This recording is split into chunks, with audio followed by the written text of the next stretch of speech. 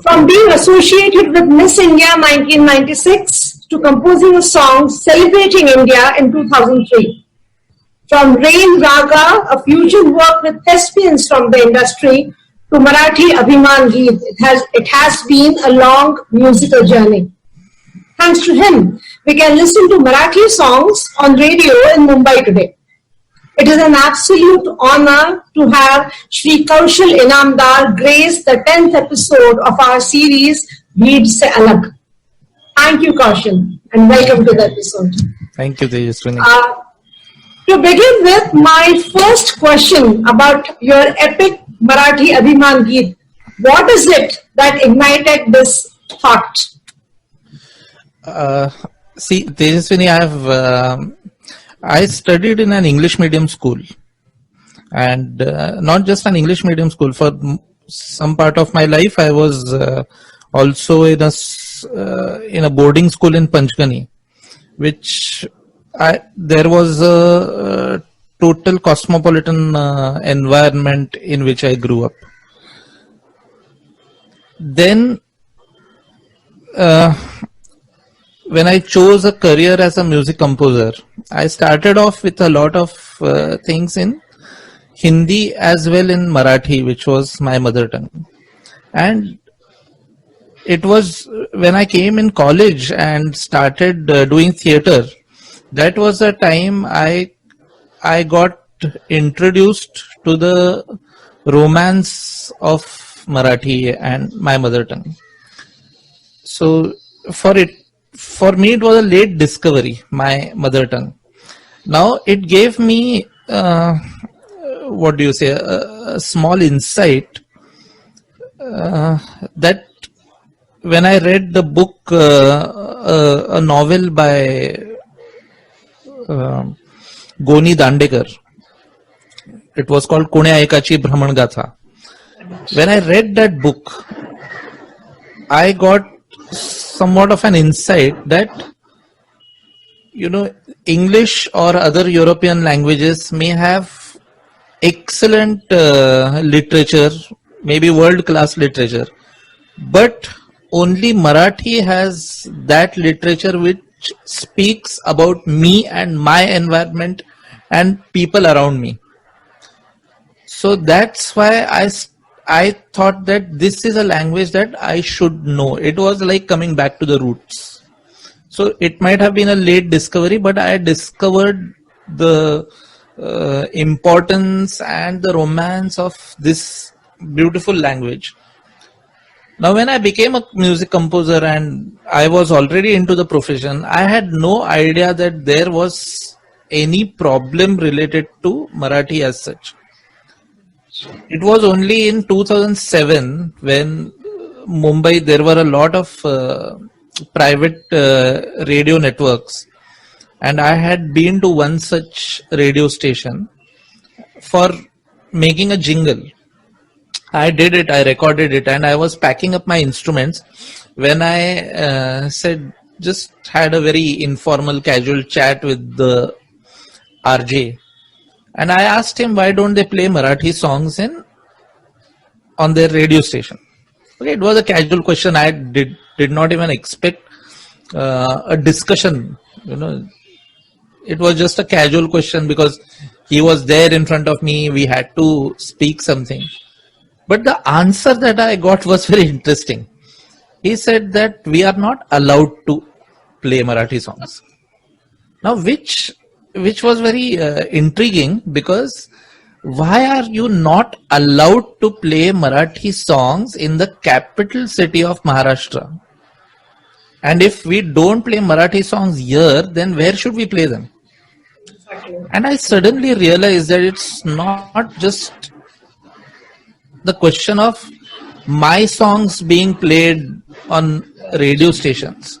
I was extremely bewildered, confused, and also a little upset that so I asked him, why aren't you not allowed? What's the logic? Because you have radio stations all over the country. Now, which other city do you have such a policy that we won't play Tamil songs in Chennai? We will not play Gujarati songs in Ahmedabad. I am not very sure whether it is funny or whether it is offending. It is all of that. It It is is all of extremely offensive, but I don't get easily offended. So, but it was quite bewildering. You know what is the logic of not Right. playing songs in Marathi? I can understand not playing bad songs, but what's the point in saying that we don't play Marathi songs? So I inquired further, and the answer that I got to my next question was even more bewildering. So I asked him, what's the logic? Because in no other city you have got such a policy. You say that, we have a policy of not playing Marathi songs. So he said that our superiors think that if we play a Marathi song on the radio station, it will give a down market feel to the radio station. Now this was offending. Now somebody was telling me that my mother tongue is down market in my own city. Why in my own city? Our formation of states was made on the basis of language. Okay, Maharashtra did not become Maharashtra very easily. India got its independence in 1947, but there was a huge struggle for getting our own home state in Maharashtra, the Sanyukta Maharashtra movement. Unfortunately, we are not taught history that is uncomfortable for our rulers or the government. So we are never taught, but 106 people lost their lives, and that is what Hutatma Chowk is all about. All about. Now we circle Hutatma Chowk and keep calling it Flora Fountain, but actually it's a memoir of those 106 people who died there. So states were formed on the basis of language, and we have a three language formula. Right. First, use this language of the state. Second, you use the official languages of the constitution, that is Hindi and English. So we have a very clear-cut principle even in our law that you are supposed to use the language of the state. See, India is a very different and it's a very unique country. People have been surviving, and not just surviving, we have been thriving not on the basis of our similarity, but we thrive because of our differences. That is told the fun part British of it. friends that you become friends in your country because you are alike. We become friends in our country because we are different. So why this? Now this is discrimination. You say my song is not worth its salt, and then you cannot play it. But to say that I won't play your song because it is in Marathi, even if it has won the national award, even if it is melodious, we won't play because it's down market. Now that is demeaning, that's discriminatory. It's like saying that we won't give jobs to women. Just to make it very clear to the audience, we are doing this interview in English only so that it reaches non-Maharashtrians or people who are not able to understand Marathi. Both of us are Maharashtrians and we speak in Marathi otherwise. Yes. And I have no issues with any language. I would love to do this. How did you reach Marathi Abhiman? So, see, what happens is that when I came out of that radio station, there were very heightened emotions in me, and I didn't know what to do with them. What usually happens is that we debate and discuss on the dining table and we forget the next day. Now this stayed with me. Now what happens every time we say that the politicians are not doing this, the government is not doing this, the parties are not doing this. Now what stuck in my mind is, what am I doing for my mother tongue? What can I do? I am a musician. I can make a song. It's like, a caterpillar turns into a butterfly. You give any problem to a musician, it'll turn into a song. Beautiful. That's why I thought that if I can make a song, you say that our language is down market, okay, fine. What is it that you consider up market? Ilayaraja's musicians, Rahman's studio, is that the most upmarket combination in India today? Is Yashraj Studio one of the best studios in Asia? Then we'll record in Yashraj. We'll go to Chennai and we'll record with Ilayaraja's musicians in Rahman's studio. We'll ask Bishwadeep Chatterjee, who's unarguably the best sound engineer in the country. And not one, not two, not 10, not 20, not 50. The figure that I had in mind at that time was 300 people will sing a song which is in Marathi and about Marathi. See, the problem was not in proving somebody, that this is a great language. And it was not just the radio stations. Vodafone had a policy at that time that we won't speak in Marathi. It was a policy. So they were happy to help. That was their logo. That was their motto. Happy to help, but not in Marathi. So if we said, नमस्कार, मला माझ्या talk plan बद्दल बोलायचं है, कृपया आप हिंदी में बात करें या अगर आपको अंग्रेजी आती है तो आप अंग्रेजी में बात करें. Now, Unbelievable. Line that अगर आपको अंग्रेजी, so if I start speaking in Marathi, then अगर आपको अंग्रेजी आती है, you'll say. If then you'll say the Marathi is down market just because Hindi films have. Kaushal, if you could just tell us the scope of artists and musicians, because it's a huge number. People who are involved in more than Marathi 450 singers. So let me tell you, we recorded it in 3 cities. There were 9 studios in which we recorded this song. There were 12 sound engineers who were involved. There were 65 musicians who played in this song. Mind-boggling. There were 112 established singers who sang a line each for this song. And there was a chorus of 356 people. So Amazing.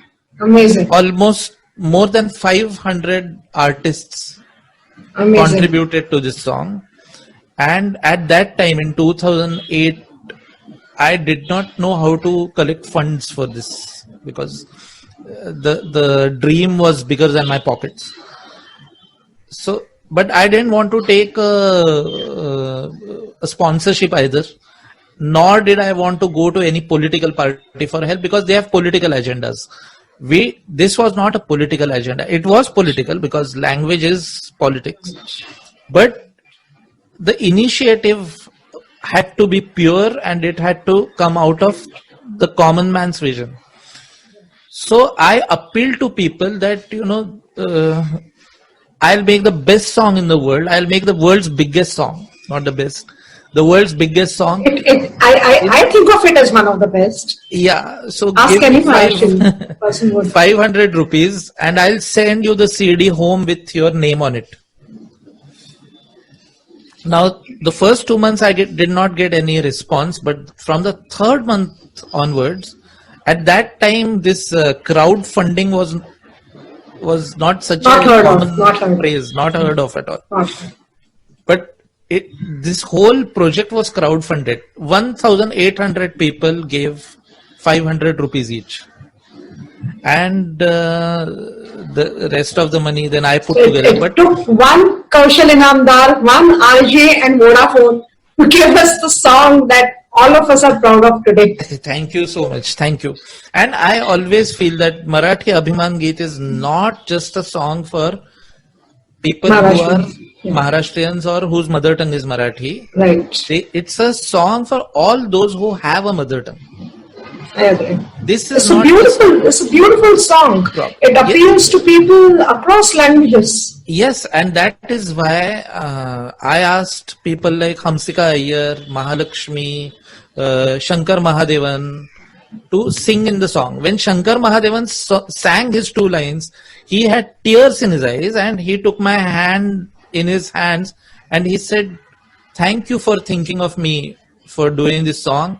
And is Hariharan singing? So I said, I don't know him. I don't know him personally.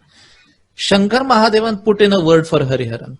Hamsika Iyer came with me all the way to Chennai so that I would not have a communication problem. And Bishwadeep Chatterjee spent 7 days mixing this song because there were a lot of voices. I think it was the first of its kind to feature more than 450 voices together. So, and he said, Right. I suppose it just takes a great deal of passion and commitment to do something of this scale. Yeah, it was more of commitment because it took me 1.25 years to complete this song, and I did no other work in those 1.25 years. So I know, it was not just me, but my colleague Mandar Gokte, who trusted me that this is something that we need and I should do it. So we worked for no money during the entire 1.25 years. That no other professional assignment we could take. Just one song. Wonderful. It was very important that this reaches people who understand what is an artist capable of.